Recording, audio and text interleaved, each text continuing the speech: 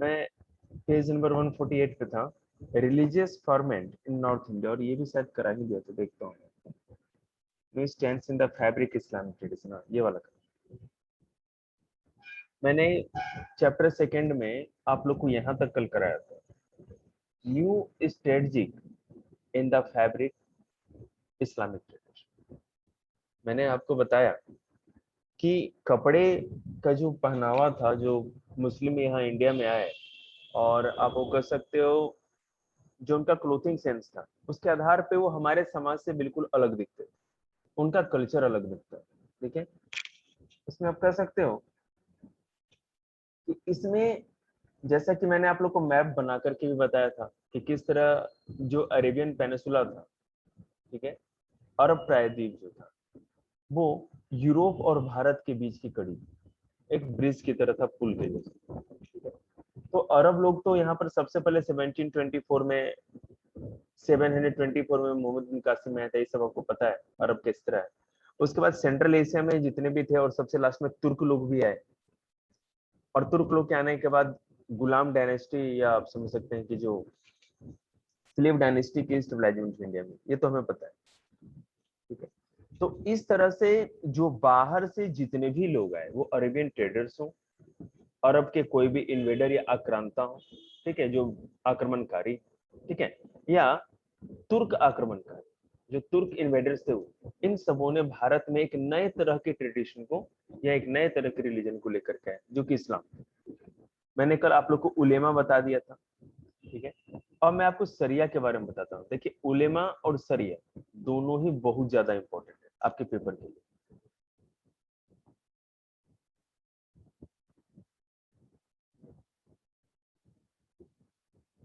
सरिया क्या है? The sharias is the law governing the Muslim community. पूरी की पूरी मुस्लिम बिरादरी को शासित करने के लिए कि मुस्लिम में शादी विवाह कैसे हुए। जैसे हम लोग की हिंदुओं में जो मनुस्मृति थी ना, कि कौन सी जाति क्या करेगी, कितनी जातियों में समाज बटा रहेगा, किसका काम क्या होगा, उसी तरह सरिया मुस्लिम धर्म का मनुस्मृति था, एक कानून की किताब, और इसी के आधार पे पूरा का पूरा इस्लाम धर्म चलता था, गवर्न होता था।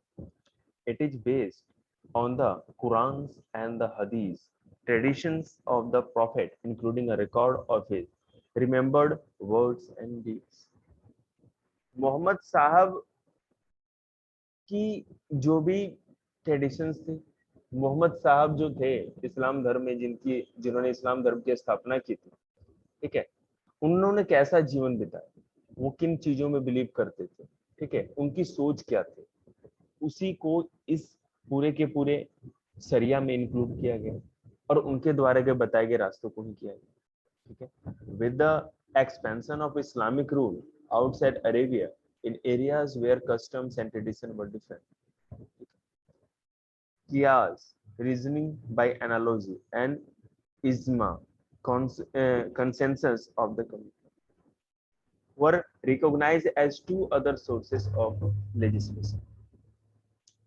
देखो, पहले क्या था, ये जो सरिया था, आपको पता है इस्लाम धर्म में कुरान की किताब है, जिस तरह हम लोग का भगवत गीता या रामायण, तो उसी तरह कुरान में जो भी चीजें दी गई थी, और मोहम्मद साहब ने जो भी उपदेश दिए थे, जो भी वो जिस तरह का जीवन व्यतीत करते थे, उन चीजों को सरिया में शामिल किया गया, और एक कानून की किताब बनाई गई, जिससे पूरा का पूरा इस्लामिक सोसाइटी या इस्लामी समाज चलता।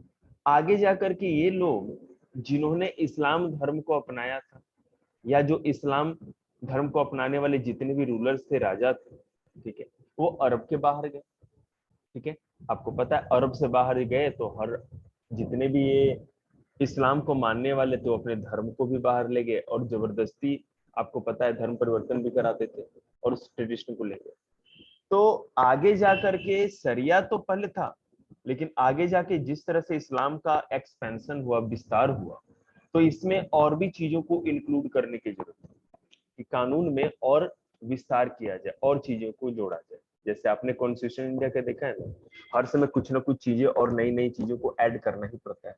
तो उसी तरह से आगे जाके इन्होंने क्या किया, कियास, रीजनिंग बाय एनालॉजी, मतलब तर्क वितर्क के द्वारा। तो कियास मतलब कि एक एनालॉजी थी, एनालॉजी का मतलब है कि तर्क और बुद्धिमत्ता, ठीक है, तर्क और बुद्धि के आधार पे जो चीजें सही लगी उनको भी लेकर के आया गया इस्लामिक कानून में। और साथ ही साथ दूसरा था इज्मा। इज्मा मतलब कंसेंसस ऑफ द कम्युनिटी, मतलब कि जिसपे पूरा संप्रदाय एक मत हो। कंसेंसस मतलब कि एक मत, सबका सहमत है, ठीक है। तो याद रखिएगा कियास और इज्मा क्या है। कियास मतलब कि जो तर्क या अपनी बुद्धि के दम पर बल पर जो सही लगता था उसको कियास कहा जाता था, और इज्मा जिस पर कि पूरी की पूरे संप्रदाय या कम्युनिटी एक मत, ठीक है। और recognise as to other sources of legislation, ये भी, ये जो कियास और इज्मा थे ये दो अलग तरह के स्रोत थे या सोर्सेस थे। लेजिस्लेशन मतलब कि कानून। आपको मैंने फिर से एक बार रिकैप करा दूं कि सरिया इस्लाम का कानून का किताब था। It's a law book of Islam, ठीक है। और इससे पूरा का पूरा इस्लामिक समाज रूल होता था, जिस तरह भारत में हिंदुओं की मनुस्मृति थी। आगे जाकर के जब अरेबियन लोग बाहर गए तो उनको इसमें और भी परिवर्तन की जरूरत पड़ी। अपने कानून की किताब में या लॉ बुक में और भी चीजों को एक्सपेंशन देना था, विस्तार देना था। तो कियाज जो कि उनको अपने तर्क और बुद्धि पे अच्छा लगता था उनको इंक्लूड किया गया चीजों को, और साथ ही साथ कंसेंसस ऑफ द कम्युनिटी, मतलब कि जो पूरे के पूरे संप्रदाय जिस पे एकमत है उन चीजों को भी जोड़ा।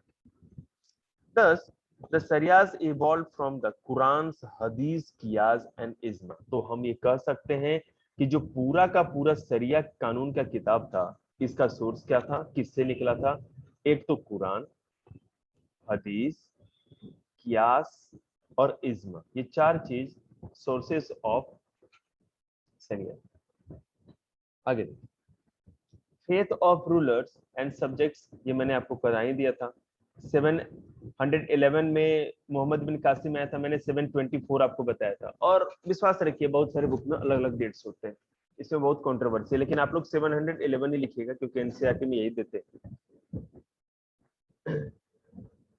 देखिए मैंने कल आप लोग को उलेमा के बारे में भी बताया था। उलेमा कौन थे?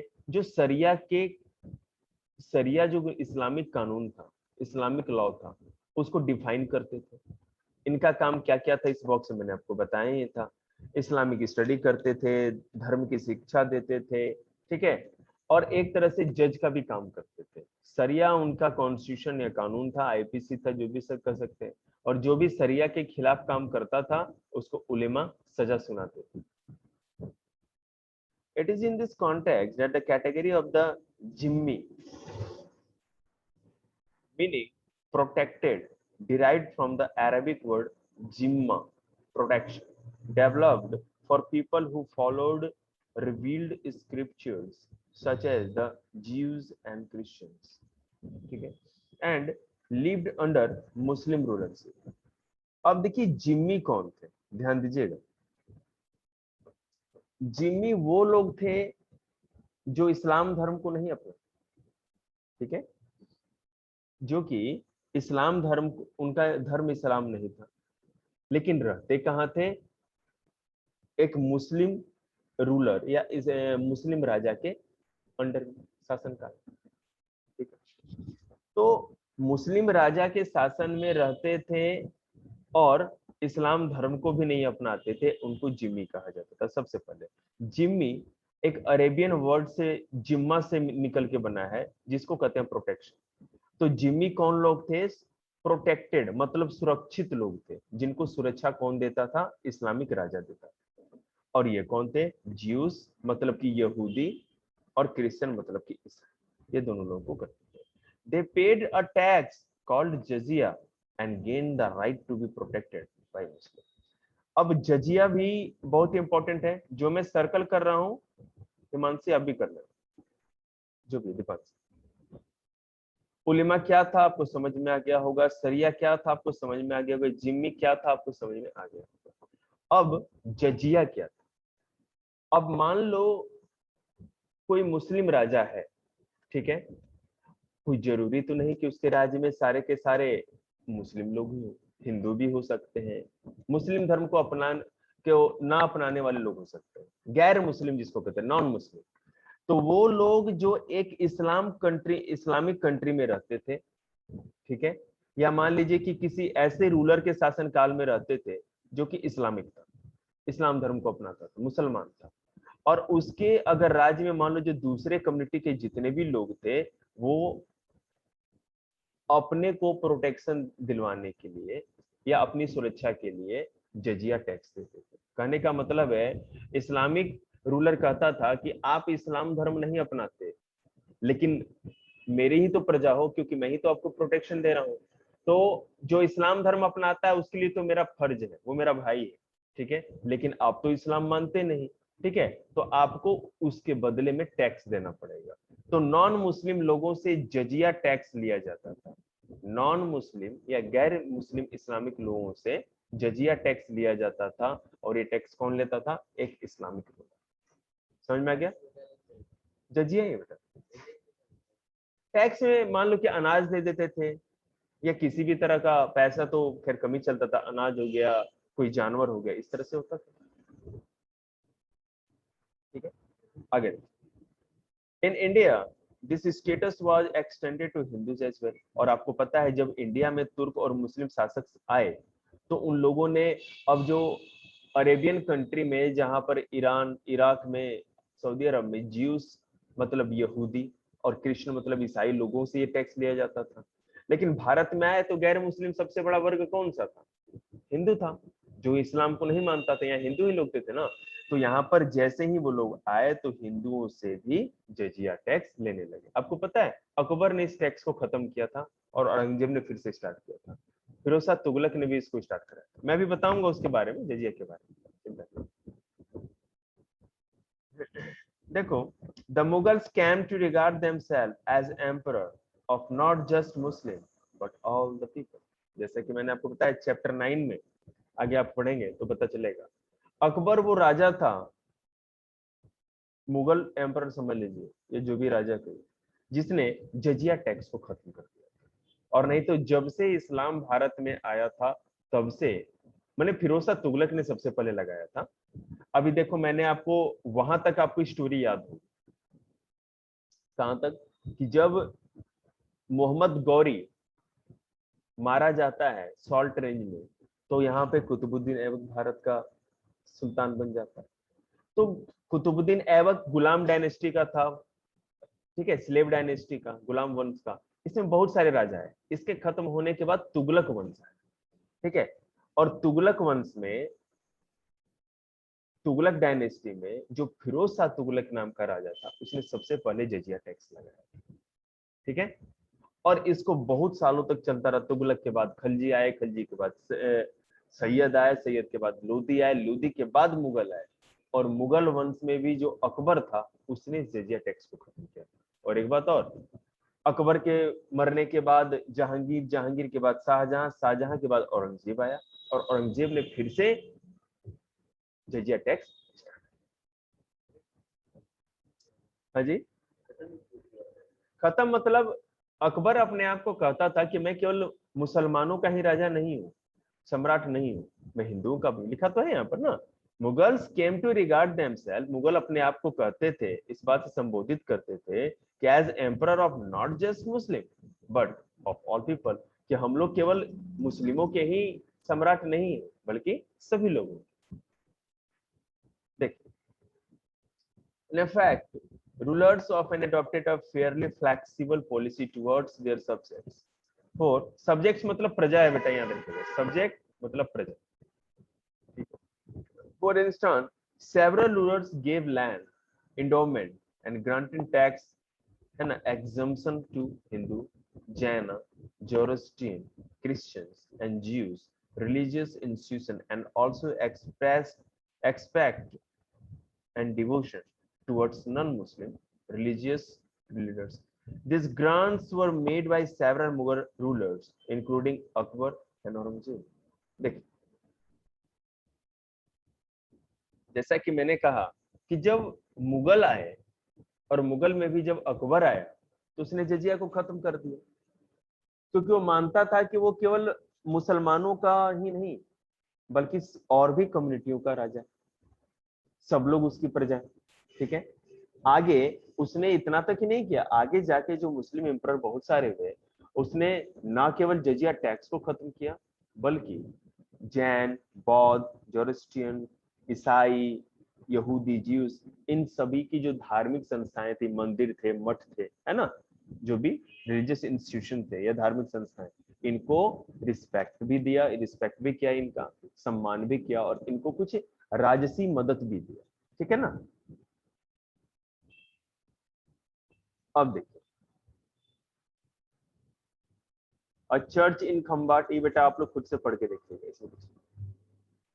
रेवेन्यू फॉर द जोगी मतलब ये है ना, देखो, अ चर्च इन खंबात, खंबात मतलब कि गुजरात में खंबात की खाड़ी, बे ऑफ खंबात, तो वहां पर एक चर्च बनाया गया। अकबर ने 1598 में, है ना, इसका ऑर्डर दिया कि आप बना सकते हैं। उसके बाद revenue, reverence for the Jogi, sorry, reverence for the Jogi, here is an exception from the letter written by Aurangzeb to Jogi in 1662। Aurangzeb वैसे तो बहुत ज्यादा कट्टर था, ठीक है, लेकिन आगे जा करके उसने कुछ ऐसे भी काम किए जिससे लगता था ना कि वो बस दिखावा था। अब देखो, अगर आप आगे जाके कॉम्पिटिटिव में बहुत हाईली लेवल की हिस्ट्री पढ़ोगे तो मैं एक चीज आपको बता दूंगा, आपको अकबर की राजपूत नीति, है ना, अकबर राजपूत पॉलिसी और औरंगजेब की राजपूत नीति पढ़ो, तो औरंगजेब पूरे इतिहास में इस चीज के लिए बदनाम है कि उसने हिंदुओं का हमेशा हिंदुओं पे अत्याचार किया, मंदिर तोड़वाए, धर्म धार्मिक संस्थाओं, इस्लाम धर्म को छोड़ के जितनी भी धार्मिक संस्थाएं थे सबको तहस नहस कर दिया। ये कौन कहता था? ये इतिहासकार कहते थे। लेकिन दिक्कत क्या थी कि औरंगजेब को गद्दी पर बिठाने में या थ्रोन दिलाने में, ठीक है, सबसे अधिक मदद कौन किसने की थी? जो इस्लाम धर्म के बड़े बड़े उलेमा या धार्मिक विद्वान लोग, ठीक है, ये लोग, क्योंकि जितने भी मुल्ला मौलवी या उलेमा थे वो सोचते थे कि अकबर, जहांगीर, शाहजहां ने इस्लाम धर्म शरिया के हिसाब से नहीं चलाया, अपने मन से चलाया, हिंदुओं को सबको बहुत राहत दी। तो औरंगजेब ने सोचा कि अगर हम खुल्लम खुल्ला, ठीक है ना, ओपनली, अगर हम हिंदुओं का उसी तरह पक्ष लें या शरिया को उसी तरह से डिनाई करें, इनकार करें अपनाने से, जिस तरह पहले के राजाओं ने किया था, तो जिन्होंने हमको मदद करके इस सत्ता पर बिठाया है, जिनका सपोर्ट हमको मिला है कट्टर लोगों का, उनका सपोर्ट छिन जाएगा। तो इसलिए उसने सिंबॉलिक रूप में, मतलब सांकेतिक रूप में मंदिरों को तोड़वाया और ये सारे किए, लेकिन उसके मन में अभी भी हिंदुओं के लिए कुछ भावनाएं थी, भावनाएं कह सकते हो, मतलब कि वो चाहता था कि हिंदुओं को भी जोड़ के रखा जाए, तभी तो शासन चल सकता है। इसलिए उन्होंने हिंदू साधु संतों को भी उतना ज्यादा प्रताड़ित नहीं किया, उतना ज्यादा एक्सप्लॉइट नहीं किया जितना कि वो बदल।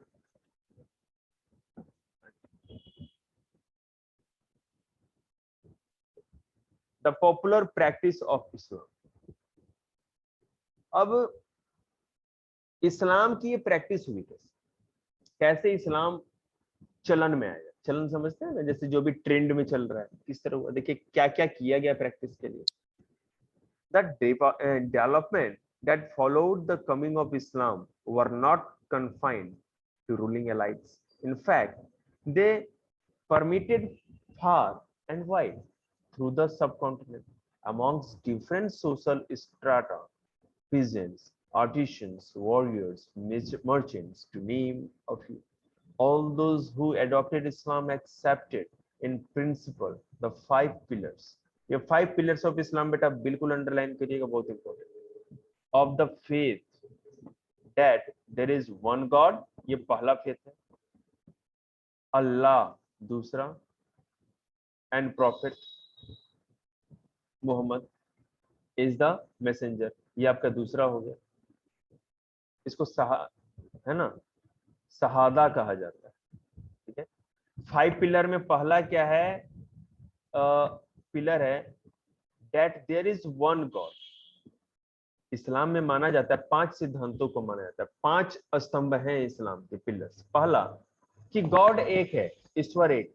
दूसरा, Allah and prophet Mohammad is the messenger, शहादत, मतलब जो मोहम्मद साहब हैं, ठीक है, वो भगवान के भेजे गए संदेशवाहक है, दूत, ठीक है। दूसरा, offering prayers 5 times a day, नमाज और सलाह, एक दिन में 5 बार भगवान की नमाज या प्रार्थना करनी चाहिए, इसको नमाज कहा गया, ठीक है।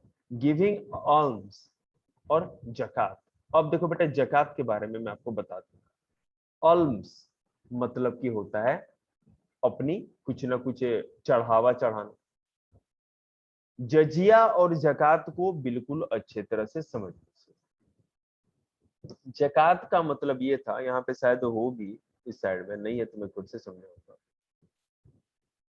देखिए, जकात एक तरह का धार्मिक कर था। मैंने आपको जजिया बताया, ठीक है। जजिया, जो जजिया था वो केवल नॉन मुस्लिम से लिया जाता था, ठीक है, नॉन मुस्लिम से लिया जाता था। कि अगर कोई इस्लामिक राजा है, उसके राज्य में कोई भी ऐसा आदमी है जो इस्लाम धर्म को नहीं अपनाता, तो उसे राजा को जजिया टैक्स देना पड़ेगा, अलग से एक टैक्स देना पड़ेगा, क्योंकि वो उसकी सुरक्षा देता है, उसको प्रोटेक्ट करता है।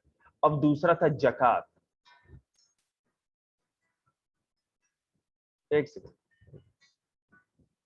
हेलो सर नमस्ते। नमस्ते बेटा। सर आप ऑनलाइन क्लास में सोशियोलॉजी पढ़ाओगे क्या? मेरे को भी आना पड़ेगा इंस्टीट्यूट पे। नहीं, मैं पढ़ा दूंगा, कोई दिक्कत नहीं। अभी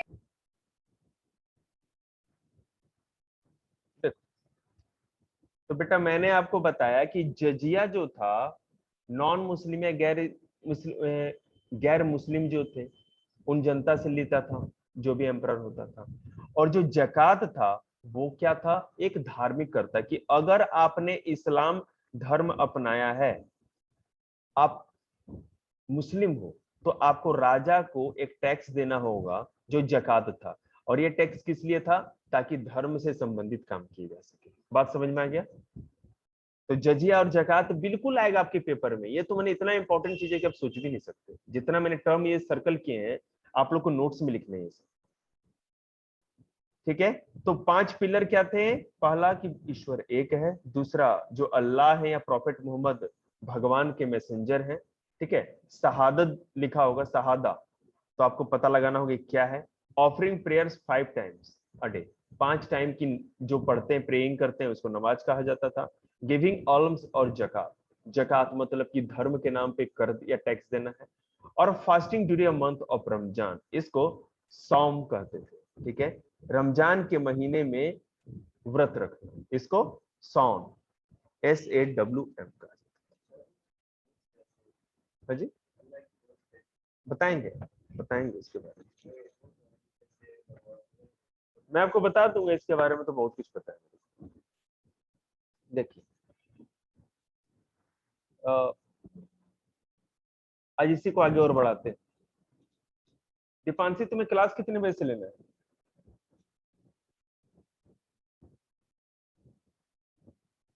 क्या सर? क्लास बेटा आपको कब से लेना है? सर 8:30। तो इसी चैप्टर को ही आगे बढ़ा दे 8:30 तक। ठीक है सर। हाँ, इसी को कराते हैं बेटा, ठीक है ना, क्योंकि पॉलिटी का टाइम नहीं बच पाएगा, नहीं तो फिर है ना आधा आधा करके दिमाग खराब होते रहता है। देखिए, कल पॉलिटी करा, एंड ये तो हो गया। तो हाँ, और पांचवा क्या था? And performing the pilgrimage to Mecca, मक्का की तीर्थ यात्रा। पिलग्रिमेज मतलब तीर्थ यात्रा, हज, ठीक है। तो ये 5 पूरे के पूरे पिलर थे, याद रखिएगा। हाउएवर दिस, और ये जो मैं करा रहा हूं ना जितनी चीज, सारे के सारे जनरल कंपटीशन में उठा के पूछे जाते हैं आप लोगों से, यूपीएससी से लेके पीसीएस से लेकर के एसएससी के पेपर में। तो ये आप 12th मत समझिए, एनसीईआरटी की बुक मैं लाइन वाइज पागल नहीं हूं जो पढ़ा रहा हूँ आप लोग को। मुझे तो पता है क्या पेपर में 10 ईयर उठा के सीधे करवा देंगे। इतनी मेहनत आप लोगों के साथ इसलिए करें ताकि कंपटीशन में भी करें। However, these universal features were often overlaid with diversities in practice derived from sectarian affiliation, Sunni and Shia. आगे बैठ, देखना थोड़ा उसको हिला के, पता नहीं चल रहा, कुर्सी पे ले लो।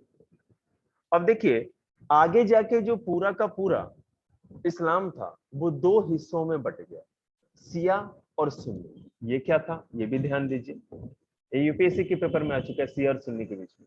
And the influence of local customary practices of converts for different social milieu. For example, the Khuzaz, a branch of the Islamis, a Siyaj sect, developed new modes of communication, dismantling ideas derived from the Qurans through indigenous literary genres. These include the jinnahs, derived from the Sanskrit jinnah, janas, meaning knowledge. ठीक है? Devotional poem in Punjabi, Multani, Sindhi, Karachi, Hindi and Gujarati, sung in special ragas during daily prayer. Next.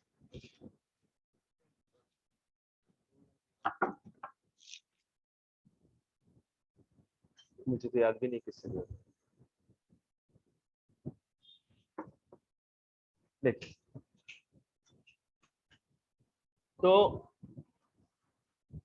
जैसा कि मैंने आपको बताया कि आगे जाके जो एक केवल इस्लाम था उसमें परिवर्तन, उसमें डिवाइडेशन होने लगा, वो बटने लगे और भी हिस्सों में बटने लगे। और वो कैसे बट रहे थे? जैसे मैंने आपको बताया कि इस्लाम दो हिस्सों में बट चुका था, शिया और सुन्नी। ठीक है, आगे जाकर के आप देखेंगे तो इसमें से और भी डिवाइडेशन धीरे धीरे होने लगे लोकल लेवल। और इस्लाम धर्म की प्रैक्टिस किस तरह होती थी? इस्लाम धर्म को किस तरह से लोग, जो मान लो जैसे हम लोग हिंदू, तो हम लोग जाते हैं, ज्योतिबत्ती करते हैं या बाबा ने जल चढ़ाते हैं, जो भी करना होता है। तो अब इस्लाम में क्या क्या ट्रेडिशन है? जैसा कि आपको पता है कि पहले इस्लाम में कहा गया था कि संगीत और इन सब चीजों का कोई मतलब नहीं। ठीक है, लेकिन ऐसा नहीं था। शुरुआती दौर में संगीत भी होता था, अलग अलग भाषाओं में संगीत की रचना भी की गई थी। ठीक है, और वो कैसे था? और बहुत सारे इस्लाम में जो शब्दों का इस्तेमाल किया गया, बहुत सारे वर्ड्स जो इस्लाम से डिराइव हुए, ठीक है, वो कौन से लिए गए? संस्कृत से लिए गए। जैसे आप देखो, जण, संस्कृत में जण एक वर्ड, उस जण से जिन्ना लिया गया। ठीक है, और ये डिवोशनल पॉइंट, अब जैसे डिवोशनल पॉइंट मतलब कि जो समर्पित होता है भगवान को, अल्लाह को, जो भी उनका है। तो इस्लाम धर्म में भी उनके धर्म से संबंधित या रिलीजन से संबंधित कौन सा? हिस्ट्री तो पहला पार्ट खत्म हो गया, दूसरा पार्ट कैसे करेंगे? तो पंजाबी, मुल्तानी, सिंधी, कराची, हिंदी, गुजराती, ये जो रीजनल लैंग्वेजेस थे, इनमें ये सारे के सारे भजन और पोएम्स लिखे गए थे और गाए भी जाते थे। डेली प्रेयर मीटिंग में भी ये सब गाए जाते थे। Elsewhere, Arab Muslim traders who settled along the Malabar coast, Kerala, adopted the local language Malayalam. आप अगर आपको पता है केरल की लैंग्वेज मलयालम है, मैं 2-3 दिन से आप लोग को पढ़ा रहा हूँ इस बात को। तो वो आए अरेबियन लोग और यहीं पर बस गए। मालाबार कोस्ट जो कि केरल का किनारे वाला अरेबियन सी का कोस्ट जो पड़ता है ना, यहाँ पर केरल है और ये मालाबार कोस्ट। तो ये मालाबार कोस्ट से लगा हुआ जो पूरा बॉर्डर है, ठीक है, सॉरी, जो ये कोस्ट है, वहां पर अरेबियन ट्रेडर्स आए, व्यापारी आए, यहीं बस गए। और इन लोगों ने अब अरेबियन लैंग्वेज नहीं बोली, यहाँ की लोकल लैंग्वेज जो मलयालम थी उसी को एक्सेप्ट कर लिया। अब जैसे मान लीजिए कोई आदमी का जन्म ही है ना, बेशक वो है ना कहीं का भी है, अंग्रेज भी, उसका जन्म मान लो किसी हरियाणा के जाटलों के घर पे हो गया, तो थारे को मारे को बोलेगा, जो भी है हरियाणवी लैंग्वेज है, वही बात है। They also adopted local customs such as matrimony and matriarchal residence. Matrilocal residence मतलब यहाँ पर अब देखिए मैट्रियोलकल रेसिडेंस क्या होता है वो मैं आपको बता दूं। Matrilocal resident is a practice where women after marriage remain in their natal home with their children and the husband may come to stay with them. घर जमाई बन, ठीक है, अगर शादी हो गया तो औरत अपने मायके में ही रहेगी बच्चों के साथ, और जो भी हस्बैंड होंगे उनको भी वहीं पर आके रहना पड़ेगा। तो ये केरला का ट्रेडिशन था, ठीक है, जो मलाबार का था। और ये जितने भी अब जो यहाँ पे अरेबियन ट्रेडर्स आए, यहाँ बस गए, जब इन्होंने वो लैंग्वेज अपना ली, तो ये जो कल्चर था, ये ट्रेडिशन था, इसको भी एक्सेप्ट कर लिया, वो भी इसी चीज को अपनाने लगे, ठीक है। The complex blend of universal faith with the local tradition in perhaps best exemplified in the architecture of mosques. अब जैसा कि जो भी यहाँ पर बाहर से आए, इस्लाम धर्म कहाँ का था? अरब का, अरेबियन कंट्री का। अब अरब से जो लोग आए अपना इस्लाम, तो उन्होंने अपना धर्म तो नहीं छोड़ा, अपना धर्म वो लेके रहे, क्योंकि कोई कहीं भी जाए धर्म अपना ही रखता है, क्योंकि धर्म ही या रिलीजन ही किसी की आइडेंटिटी या पहचान है। लेकिन जब यहाँ पर आए तो लैंग्वेज यहाँ बोलना जरूरी था, यहाँ अरेबियन बोलते तो काम कैसे चलता, तो मलयालम लैंग्वेज सीख ली। यहाँ पर रहे तो यहीं पे शादी विवाह भी होने लगा। जैसे मान लो जब शुरुआती दौर पे आए होंगे अपने जो भी परिवार के साथ आएंगे, फैमिली के साथ, लेकिन जो बच्चे नाती पोते बाद में जो भी ग्रैंड चिल्ड्रन होने लगे, वो तो यहीं के लोगों में घुल मिल गए, तो यही इसी तरह के शादी विवाह के जो कस्टम रीति रिवाज थे वो भी उन्होंने अपना लिए। तो अब अपना धर्म लेकर के आए थे। अब खुद सोचो, यहाँ का आदमी अगर अमेरिका जाता है तो ऐसा थोड़ी है कि वो पूजा पाठ छोड़ देता है, हिंदू तो पूजा करेगा अपना धर्म, और ज्यादा करता है वहां का आदमी। क्यों? क्योंकि दिखाता है कि मैंने अपने धर्म को छोड़ा नहीं। तो वहां पे मंदिरों का भी निर्माण करता है, गुरुद्वारे का। कनाडा में जाके देखो, इतने गुरुद्वारे आप सोच भी नहीं सकते, और ऐसे ऐसे जो इंडिया में एक भी वैसे नहीं है। बात समझ रहे हैं? ऐसे ऐसे गुरुद्वारे, क्योंकि अधिकतर पंजाबी लोग वहां।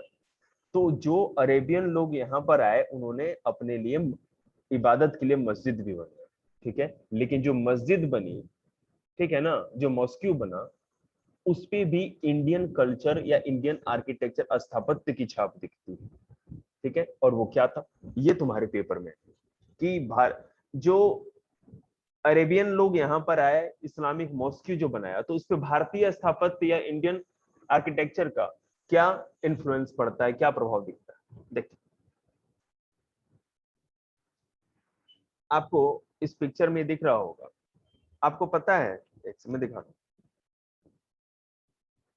देखिए ये केरला का एक मॉस्क्यू। आपने ऐसा मस्जिद तो देखा ही नहीं होगा कभी। केरला में बहुत ज्यादा बारिश होती है, तो इस तरह का स्लैंटिंग दीवारों वाला तो जरूरी है ना? हाँ, वहां पर। और आपको देखिए, अ मॉस्क्यू इन केरला इन 13th सेंचुरी, यहाँ देखो इसके जो रूफ है ये स्लाइडिंग है, स्लैंटिंग, कॉनिकल। जबकि मॉस्क्यू कैसा होता है? डोम की तरह, मतलब ऊपर से गोलाकार होता है। तो यहाँ पर केरला में आके देखो, जो उनका स्थापत्य था, ये जो भवन निर्माण कला था, बिल्डिंग जो भी कल्चर था, वो भी चेंज हुआ। आगे The mosques are universal, such as their orientation towards Makkah, evident in the placement of the mihrab, prayer bench, and the minbar, pulpit. However, there are several features that show variations, such as roofs and buildings materials. कुछ चीजें ऐसी थी, ठीक है, जो कि किसी भी मस्जिद में चेंज नहीं हुआ। मस्जिद को बनाने की कुछ आर्किटेक्चर में चेंज जरूर हुआ था, लेकिन आप ये नहीं कर सकते कि पूरा का पूरा जो उनका ट्रेडिशन था मस्जिद बनाने का, मस्जिद में जो भी चीजें सब चेंज हुई। अब सबसे पहली बात यह है कि जो भी मस्जिद बनती है, जो भी मस्जिद बनेगी, उसका जो मुंह है ना पश्चिम की तरफ, क्योंकि मक्का यहां से जो सऊदी अरब है वो पश्चिम है, तो जितनी भी मस्जिद बनेगी उसका मुंह पश्चिम की तरफ ही होगा। तो यहाँ पर भी जितने भी मस्जिद बनाए गए वो पश्चिम की तरफ ही थे, वेस्ट के डायरेक्शन में ही थे, ठीक है। अब नेम्स फॉर कम्युनिटीज, जो भी संप्रदाय थे उनके क्या नाम पड़े, कैसे नाम पड़े, वो देखते हैं। We often take the term Hindu and Muslim for granted as labels for religious communities. Hindu और मुस्लिम दो धार्मिक संप्रदायों के लिए हम नाम देते हैं कि ये हिंदू है वो मुस्लिम है, clear. Yet these terms did not gain currency for a very long time. Historians who have studied Sanskrit texts and inscriptions between the 8th and 14th century point out that the term Musallam or Muslim was virtually never used. Instead, people were occasionally identified in terms of the region from which they came. हम लोग जो इस्लाम धर्म को मानता है या मानता था उसके लिए मुस्लिम शब्द यूज करते हैं, और जो हिंदू धर्म को अपनाता था उसके लिए हिंदू टर्म यूज करते हैं। लेकिन हिस्टोरियंस ऐसा नहीं मानते। हिस्टोरियंस ऐसा नहीं मानते कि मुस्लिम शब्द का यूज केवल जो इस्लाम मानते थे उनके लिए मुस्लिम शब्द का यूज हो जाएगा, ऐसा कुछ जरूरी नहीं था। वो क्या मानते हैं, देखिए वो पॉइंट आउट करते हैं कि मुसल्लम और मुस्लिम वर वर्चुअली नेवर यूज। इस्लाम धर्म मानने वालों के लिए मुसल्लम और मुस्लिम शब्द यूज नहीं किया जाता था। इंस्टीड इसके बदले people were occasionally identified term of their region. लोग अपने प्रदेश या क्षेत्र से पहचाने जाते थे जहां से वो आए थे। अरेबियन, तुर्की, है ना, तुर्किश, इस तरह से। So the Turkish ruler were designated as Turuska. Tajika were people from Tajikistan and Persia were people from Persia. तो पर्सिया मतलब कि ईरान, यहां से आने वाले लोगों के लिए शब्द क्या यूज किया गया था, परीक्षा। ताजिकिस्तान से आने वाले लोगों के लिए तजिका, और तुर्की से मतलब कि टर्की से आने वाले लोगों के लिए तुरुक्सा। इस तरह के शब्द यूज किए गए थे यहाँ पर। और जबकि आपको याद रखना चाहिए ईरान, ताजिकिस्तान और तुर्की, इन सभी देशों में लोग धर्म कौन सा अपनाते थे, इस्लाम ही अपनाते थे। लेकिन उनके लिए मुस्लिम या मुसल्लम शब्द का यूज नहीं किया गया। बात समझ रहे हैं? उस जमाने में इनको मुस्लिम नहीं कहा जाता था, या आज की डेट में हम लोग कहते हैं। हम लोग उनके लिए क्या टर्म यूज करते थे, जहां से वो आए थे उस देश के हिसाब से उनका नाम डिसाइड किया। Terms used for often people were applied to the new migrants. ठीक है, for instance the Turks and Afghans were referred to as Sakh and the Yavana, a term used for Sanskrit में जो लोग अफगानिस्तान और टर्की से आए थे उनके लिए शक शब्द का यूज किया गया। पहले वाले में मैंने पढ़ा दिया है सारा कुछ आपको, ठीक है। और यवना आप आगे जाके और डीपली स्टडी करोगे हिस्ट्री में तो बताते। यवन वो थे जो कि ग्रीक थे, मतलब कि यूनान से सिकंदर और उसके आसपास के बाद के जो भी लोग राजा या लोग यहाँ पर आए भारत में अटैक किया उनको यवन कहा जाता था। और अफगानिस्तान और टर्की से जो भी लोग भारत में आए थे अटैक किया था उनको शक कहा जाता था, शक, ठीक है। A more general term for these migrant communities were Mleccha. Hindi में एक संस्कृत में शब्द होता है मलेक्ष। मेरी मदर थी ना तो एजुकेटेड नहीं थी, तो बचपन में हम लोग कुछ भी कर देंगे ना तो नहीं एब्यूजिंग वर्ड होता है। तो मलेक्ष है क्या, मलेक्ष मतलब कि बहुत ही नीच माना जाता था। अब खुद सोचो कोई बाहर से आपके देश पे अटैक करेगा तो उसके लिए एब्यूजिंग या गाली गलौज वाला शब्द को यूज करेगा ना। तो संस्कृत में देखो अगर गाली गलौज भी किया गया तो कितनी प्रतिष्ठा दे करके, मलेक्ष, ठीक है। तो जो लोग भी बाहर से आते थे, माइग्रेंट कम्युनिटी मतलब जो बाहर से आए, जो यहाँ के नहीं थे, वो मुस्लिम हो सकते हैं, वो ईरानी हो सकते हैं, वो ग्रीक हो सकते हैं, तो उनको मलेक्ष कहा जाता था। तो मलेक्ष आ जाए तो याद रखिएगा, अंडरलाइन करते चलना इसको Deepanshu. Maleksh, indicating that they did not observe the norms of caste society and spoke languages that were not derived from Sanskrit. और मलेक्ष किसको कहा जाता था? विदेशी लोग जो ना तो हम संस्कृत भाषा बोलते थे, संस्कृत के अलावा कोई दूसरी भाषा जो बोलते थे उनको मलेक्ष कहा जाता था। और साथ ही साथ जो कि जाति व्यवस्था को नहीं मानते, उनके अंदर कोई जाति नहीं थी, हमारा प्राचीन हिंदू समाज क्या मानता था कि जाति व्यवस्था सबसे प्रधान। हिंदू में जैसे ब्राह्मण क्षत्रिय वैश्य शूद्र का जो अंतर रखे वही सही है, और जो नहीं रखता था उसको मलेच्छ कहा जाता था। जो संस्कृत भाषा नहीं बोलता था और जो हमारे समाज का, हमारी सोसाइटी का जो कास्ट सिस्टम या जाति व्यवस्था थी उसको नहीं मानता था, इन लोगों को मलेच्छ कहा जाता था। और ऐसा था कौन? ये विदेशी लोग थे, जो फॉरेनर थे, जो आए थे हमारे कंट्री में बाहर से, यूनानी, ग्रीक, ये सारे। ठीक है। Such term something had a derogatory connotation, but they rarely denoted a distinct religious community of Muslims in opposition of Hindu. And as we saw, the term Hindu was used in a variety of ways, not necessarily restricted to a religious connotation. याद रखिएगा, जिस तरह से सारे मुस्लिमों के लिए मुसल्लम शब्द यूज नहीं किया जाता था, उसी तरह से जो भी हिंदू धर्म को अपनाते थे उनके लिए कोई हिंदू शब्द यूज नहीं किया जाता था। ये भी एक ब्रॉड कॉन्सेप्ट था जो कि आगे आपको कल पढ़ाया जाएगा। ओके, आज यहीं तक रखते हैं।